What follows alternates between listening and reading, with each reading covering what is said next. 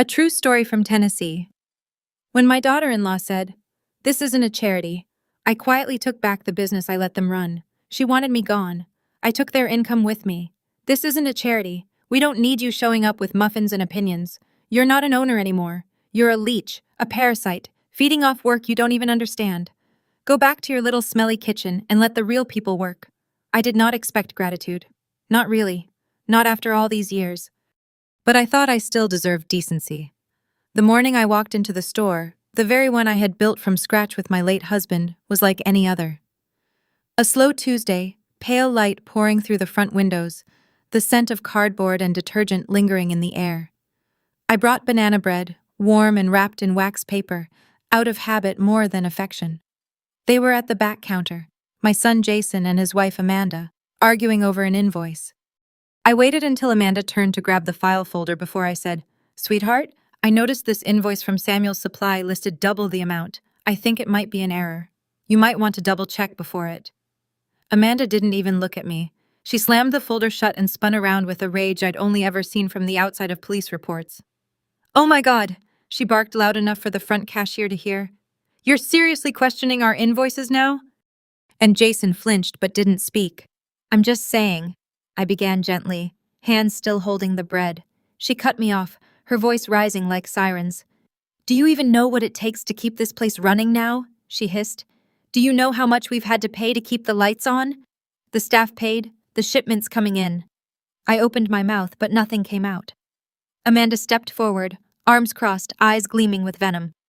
"Do you know how exhausting it is to keep pretending that your great legacy means something in today's economy?" She spat. "You think because you sold light bulbs in 1983 that you know how to run a business in 2024? Silence fell like a curtain. Jason looked down. The cashier stopped typing. I felt the banana bread grow heavy in my hands. Amanda wasn't done. "This isn't a charity, Margaret," she snapped with a theatrical wave of her arms. "We don't need you showing up with muffins and opinions. You're not an owner anymore. You're a leech, a parasite, feeding off work you don't even understand." The word leech landed like a slap, but she smiled, triumphant, like she had finally said what she'd been dying to say. Then came the final blow. "Go back to your little smelly kitchen and let the real people work." A single laugh escaped one of the younger clerks before he quickly looked down.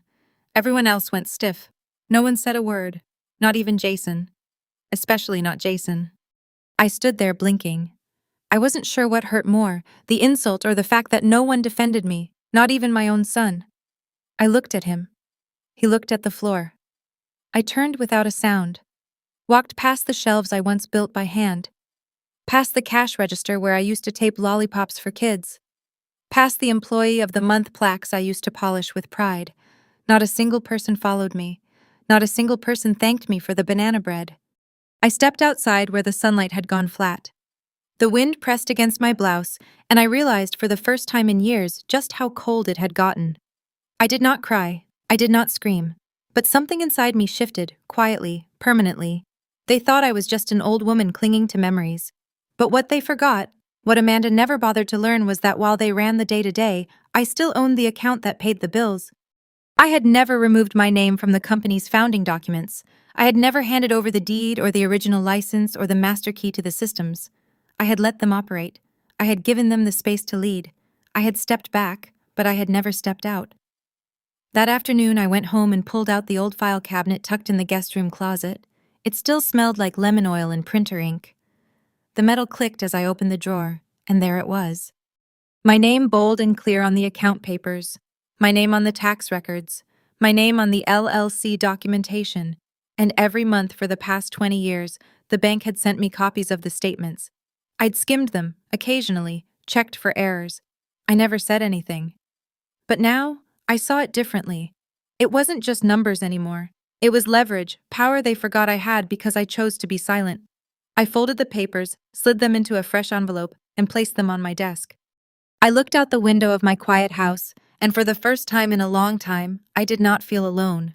I felt awake. They had wanted me out. Amanda had practically screamed it into the walls of a business I'd built with blistered hands and sleepless nights. Well, if she wanted me gone, she should have remembered whose name was still on the account. Because I didn't leave that day out of sadness. I left because I was done being tolerated. And I was ready finally to remind them exactly who built the ground they stood on. Not with a fight, not with fire, but with paper, with numbers, with the kind of truth you cannot scream over. Because when the foundation cracks, it's not always loud. Sometimes it just shifts, and then everything above it starts to fall. You do not build something like that overnight. It took me and my husband Walter 10 years just to break even. We started with nothing but a rusted pickup truck, a folding table, and a stubborn belief that people still needed good, honest things. Light bulbs that did not burn out in a week, mops that did not snap after 2 uses, and basic supplies that you could actually afford. Walter handled the tools. I handled the customers. We set up shop on weekends at flea markets across Tennessee. Rain, shine, or snow. I used to joke that if I sold enough bleach in one weekend, I could finally afford a pair of shoes without a hole in the sole. But we grew from the pickup to a roadside stall, from the stall to a single-room store with 1 light and 1 cash register, then 2 rooms, then 3.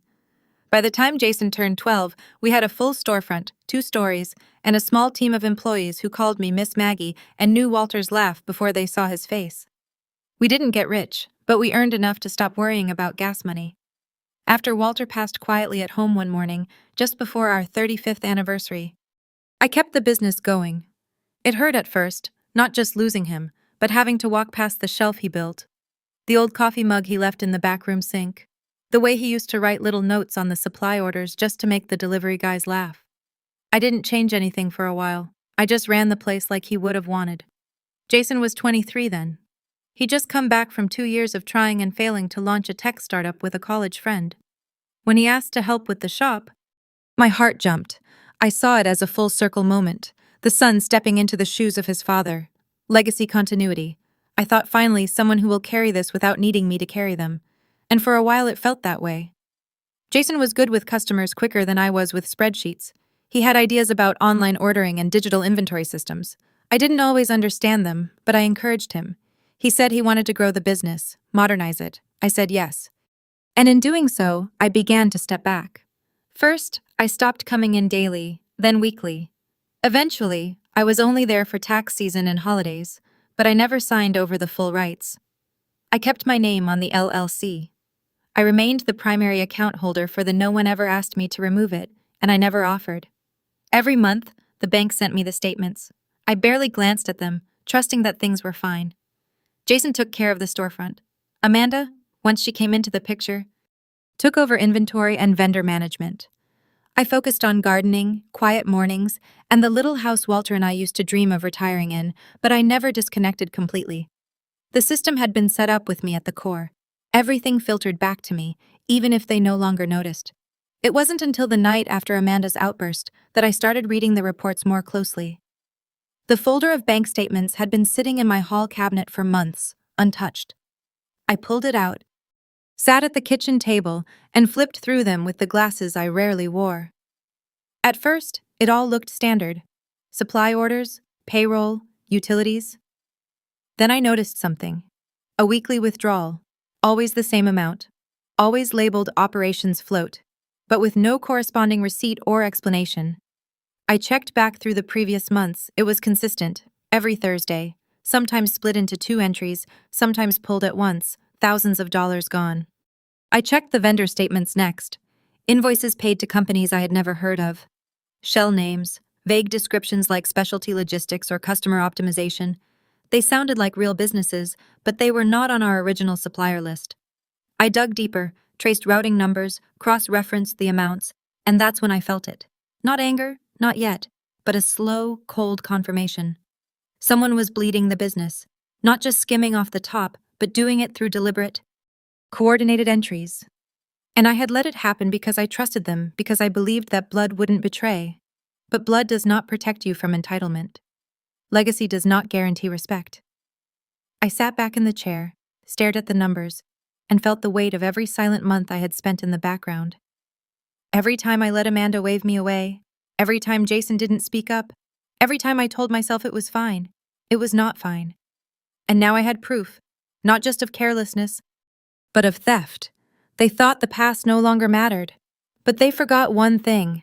I had never stopped watching, and I still owned the map to everything they built on my name. I didn't go to the police. Not yet. I went to the bank. Not just any branch, but the old one. The one on Maple Avenue with the green carpet and the bell above the door that chimed like it belonged in a diner. It felt strange walking back in there. The last time I'd been inside that building, I was helping Walter co-sign a loan for our first delivery truck. The teller was maybe 20 then, all nerves and dimples. Now he ran the place. Martin L., I said, stepping up to the front desk. You still owe me $500. He looked up, blinked, then let out a slow, stunned laugh. Margaret Adams, he said, shaking his head. I'd know that voice anywhere. You borrowed from petty cash during a plumbing emergency, I said, raising an eyebrow. You promised to pay it back with blueberry pie, he grinned, eyes sparkling. I remember. You brought pie and a wrench. That's why I still have a job. We sat down in his office, the blinds drawn, a cup of hot tea between us.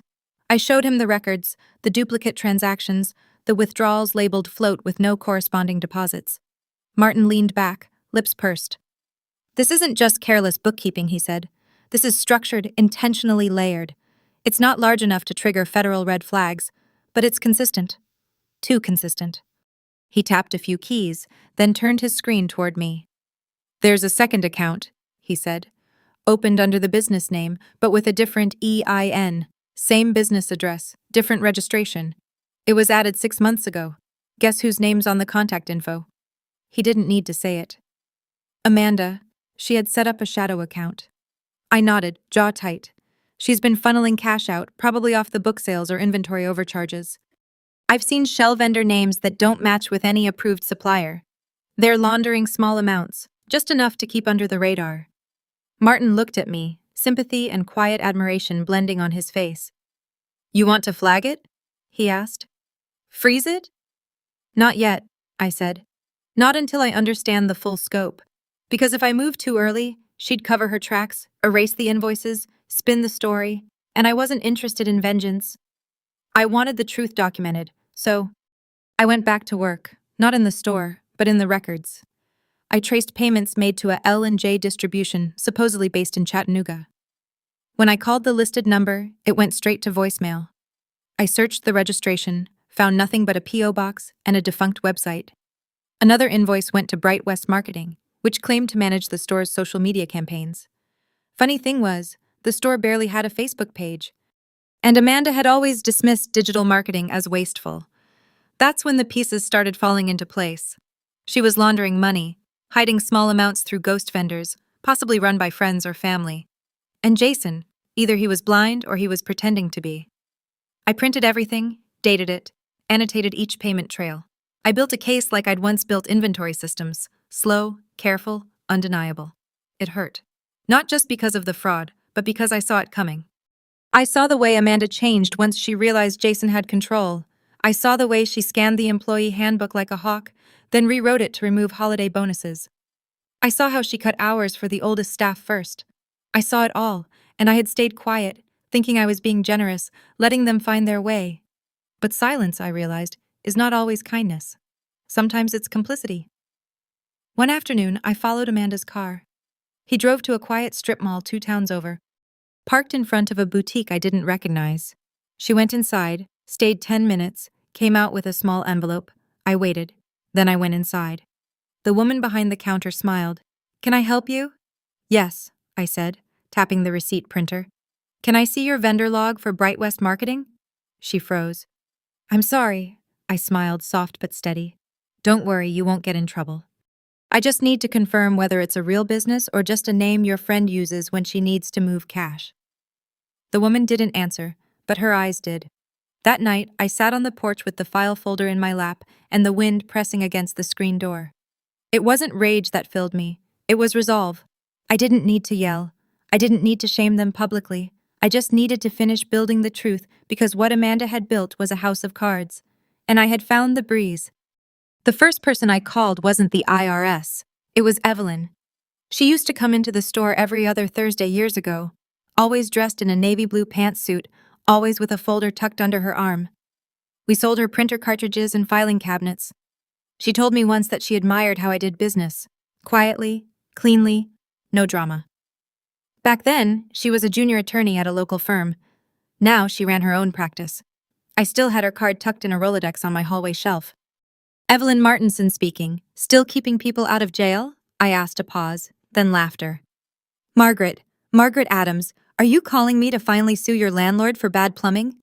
I'm calling because I need to move fast, I said, and because I need someone I can trust. By the end of the week, we were sitting in her office, a cup of black tea between us, my folder of documents spread across her mahogany desk. She flipped through everything: bank statements, vendor trails, the ghost suppliers, Amanda's shadow account.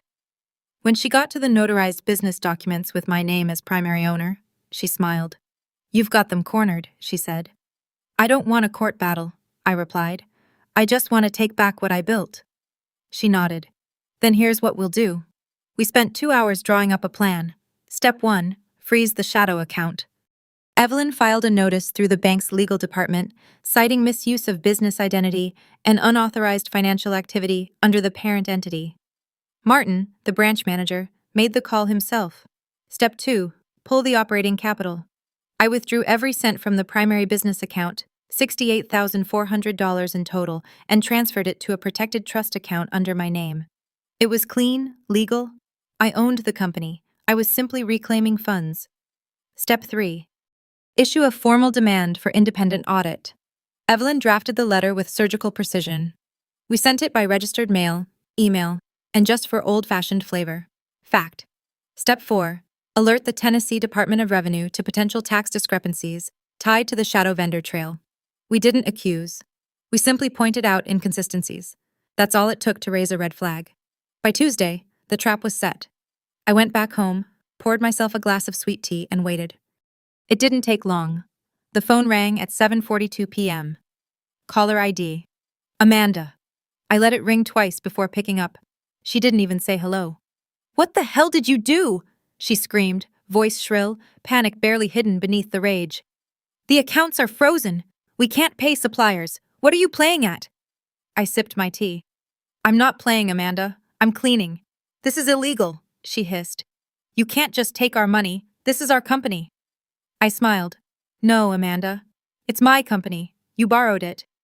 You used it. You disrespected it. But you never owned it." Silence. Then she snapped. "We've worked for years on this. Jason has poured his life into it. You think you can just walk in and destroy everything?" I set the glass down gently. "I didn't destroy anything. I said you did. I just pulled back the curtain. If there's nothing behind it but smoke and mirrors, that's on you." Her voice trembled. "Now you can't do this to us. You already did it to yourselves," I said, then ended the call. I sat there a moment longer, listening to the hum of the fridge, the rustle of wind against the shutters. For the first time in years, I felt unburdened, not triumphant, not cruel, just clean.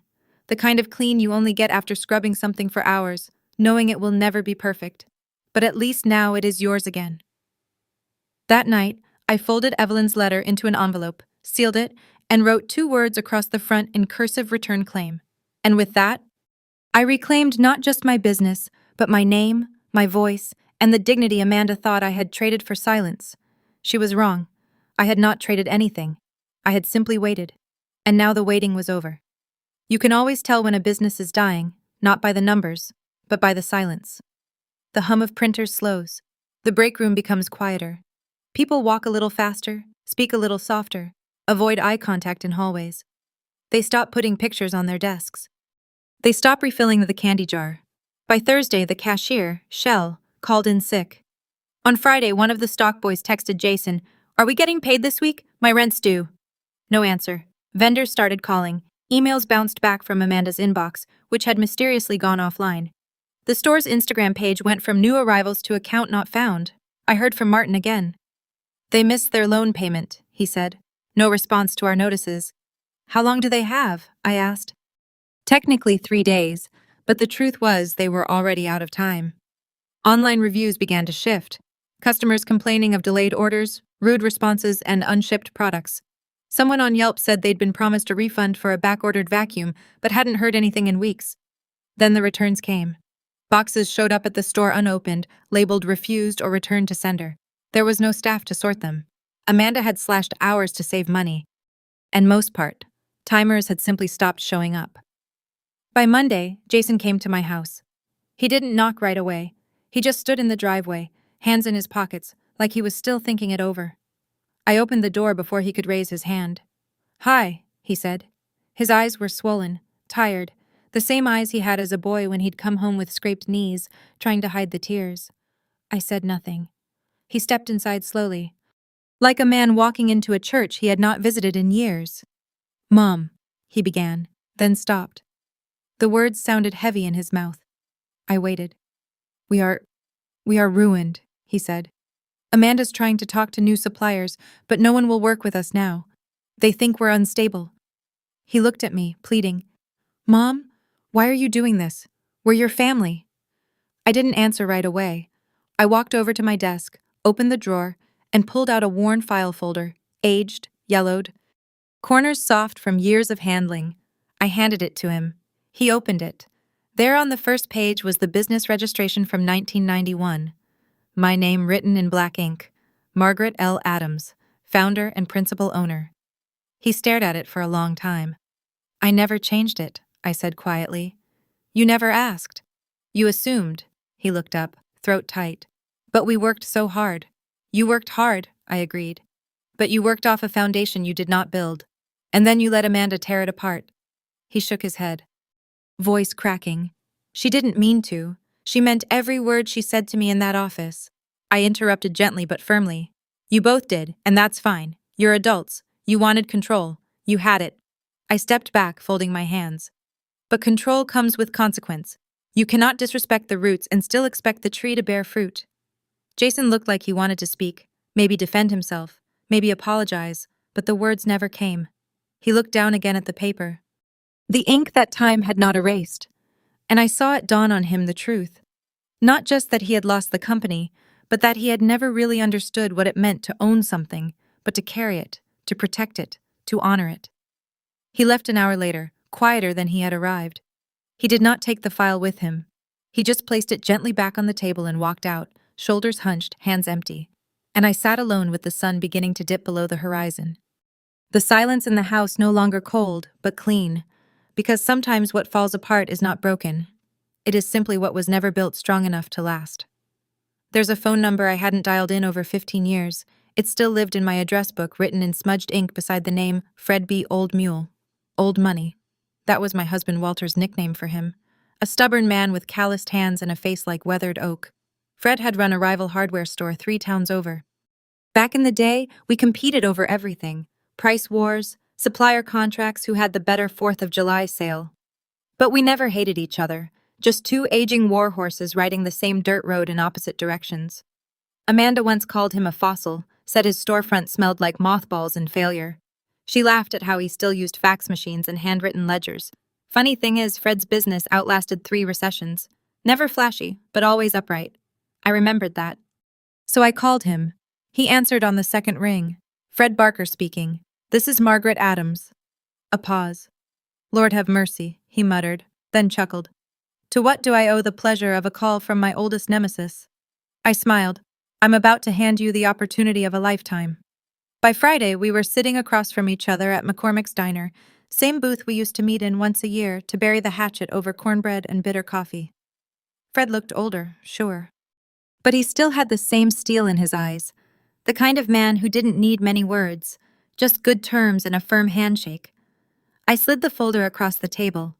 Inside, full ownership documents, trademark, supplier contracts, transfer paperwork, pre-signaled by me. He leafed through it, eyebrows climbing higher. "You selling it?" he asked, not hiding his surprise. "I am. And the catch? 2?" I said. 1. No member of my family is to be hired, consulted, or contracted in any capacity. No Jason, no Amanda, not even my niece if she shows up wearing a fake smile. He nodded. 2, you keep the store name. But change the tagline to what? I pulled out a slip of paper and passed it to him. He read it aloud slowly. Back to integrity.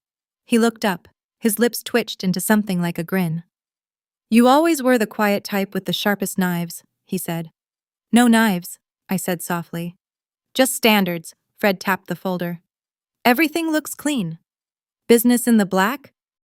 "Temporarily distressed," I admitted.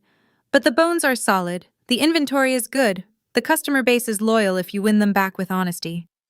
He didn't hesitate. I'll wire the full amount by Monday. He was true to his word. By Tuesday morning, Evelyn called to confirm the transfer was complete. By Wednesday, Amanda received the formal notice by certified mail. I imagined the moment her at the kitchen table tearing open the envelope with manicured nails reading the words. As of this date, your rights to act in any managerial or executive capacity within store name have been terminated due to full transfer of ownership. Please vacate the premises by 5 p.m. Friday. It wasn't personal, it was contractual, it was professional, it was just done. I didn't watch her reaction, didn't eavesdrop, didn't celebrate. But I did go to the store that Friday just as the sun dipped low. Fred was already there, clipboard in hand, giving directions to two staff members in red polos. The shelves were being restocked. A fresh coat of paint was on the door. The handwritten closed for inventory sign had a note beneath it. Reopening soon with values you'll recognize. I stepped in and Fred tipped his head. Thought you might swing by, he said. I nodded, just wanted to see the place one last time. He gestured toward the back wall. A new placard was already being mounted beside the registers. It read Margaret's Corner for the woman who built this with her bare hands and her unshakable spine. I stared at it, unable to speak. Fred looked down at his clipboard, clearing his throat like he hadn't just honored me more than my own family ever had. I figured customers ought to know where it all started, he said. I blinked, swallowing something I hadn't expected. Thank you, I said. He nodded. Thank you for keeping the lights on. For knowing when to pass the torch before it burned the whole thing down. I left quietly with the sun behind me and no one calling my name. But that night, as I sat on my porch with the crickets singing and my tea just warm enough to hold, I realized something. Amanda had wanted me gone, and now she was. Not by cruelty, not by vengeance, but by the same quiet hand that once built every shelf in that store. The hand that now passed the key to someone who still believed in keeping promises. Counting every dollar, and never ever biting the hand that built the ladder. Fred would do just fine. And as for me, I had already begun building something else, something slower, softer, mine. Because the truth is, it was never about punishing them. It was about preserving what mattered and handing it off, not to blood, but to integrity. The quiet came like a bomb. After everything, I settled into the old house on Sycamore Lane. The one Walter and I bought when we were still dreaming. When we thought retirement meant gardening, not lawsuits and account ledgers. It was a small place. 2 bedrooms, squeaky floors, the scent of cedar in the closets. But it had a porch with a view of the hills and a kitchen that caught the morning sun just right.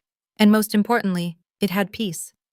I spent my mornings tending tomatoes, my afternoons reading the paper, and my evenings listening to the radio while patching up old quilts. It was the kind of life I used to think I had to earn with decades of noise and sacrifice. Now I realized it had been waiting for me the whole time. I just had to claim it. Fred's version of the store found its footing quickly. Word spread that the old soul was back, even if not in person. Customers returned, not for sales or gimmicks, but for something harder to find these days. They said it was the same feeling they used to get when I ran things. That mattered to me more than any profit margin. One morning, I was trimming herbs near the back fence when my neighbor walked over, phone in hand. You see the news yet, Maggie? I shook my head, wiping my hands on my apron. She turned the screen toward me. Local news headline center of the page. Longtime family business transferred amid allegations of financial misconduct. No names were mentioned, no direct accusation. Just enough detail for anyone who had ever shopped there to connect the dots. The photo accompanying it showed the storefront, fresh paint, new sign under Fred's management. But the comments told the real story. I always wondered what happened to the woman who built that place. Heard the daughter-in-law was cooking more than just the books. Good to see integrity back behind the counter. I didn't gloat. But I also didn't look away because sometimes the dignity we protect in silence gets its voice from the world later on its own terms. A few weeks later, I heard through Evelyn that Amanda had been flagged in a preliminary audit. 3 years of inconsistent filings, questionable deductions, unreported cash transfers. She might get hit with back taxes, Evelyn said. Possibly worse if she fights it. I didn't ask for details. I didn't need to. There was nothing more for me to do. No more fixing. No more forgiving. No more explaining. The truth had spoken quietly and I had moved on. Because dignity, I learned, is not something someone else can take from you. It's something you choose not to give away, even when they're shouting, even when they think you've lost. And sometimes the most expensive thing you ever own is your self-respect.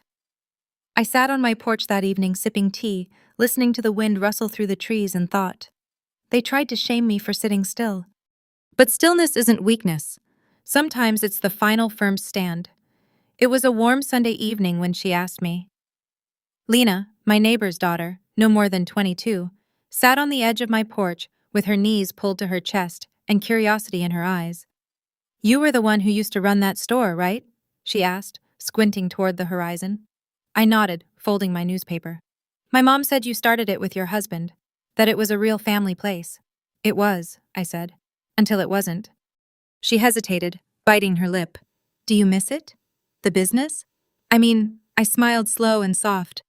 I miss the people, the conversations, the feeling of being needed, but I don't miss the noise. The kind that comes from folks who don't understand what you've built, but still feel entitled to tear it down. Lena tilted her head. It's just you don't seem bitter after everything. Bitterness is heavy, I said. It rots the container it lives in. I've carried enough in my life. I'm not about to let someone else's pride weigh me down. She was quiet for a moment. Then I told her what no one ever told me when I was her age. People think old age makes you fragile, but it doesn't. It makes you sharper. It makes you remember. Remember what? Everything. I said, who helped? Who watched? Who smiled while cutting deep? We're not weak, Lena. We're just quiet longer. But when we speak, we don't forget the truth. Later that night, after she left, I went inside and pulled open the drawer in my writing desk. Inside was the final contract, the sale agreement with Fred. My name still sat at the top of the page in bold. Below it, signatures and terms, my conditions clearly written, my boundaries respected. I ran my hand over the paper once, then folded it neatly and slid it back into the envelope. There was no bitterness, just closure. These days, my evenings are filled with softer sounds. The rustle of trees, the slow shuffle of pages in a book, the distant murmur of a baseball game on the radio. No yelling, no slammed doors, no one calling me a burden, was peace. And when I pass the mirror in the hallway, I sometimes see the woman I used to be, the one who stayed quiet, who excused disrespect, who thought survival meant shrinking. I nod at her. I thank her because she endured long enough to become this woman, the one who stood up, even if it took her decades. Now I live on my own terms, not grandly, not loudly, but fully. And when folks ask me what happened, why I left, how I let go of the business, I say the same thing every time. She wanted me to disappear, so I let her disappear from the career I built. And I kept my dignity along with a little retirement money, just enough to live quietly without anyone's pity. Thank you for listening, sweetheart. If this story reminded you of your own silence, your own patience, or your own quiet strength, then remember, dignity doesn't make noise. It just waits. And when the time comes, it stands tall, even if it's wearing old shoes and has silver in its hair. Here on Grandma True Stories, we don't shout, we remember. We tell it straight, just as it happened. For every woman who gave everything and was told she was still not enough, this is your seat at the table.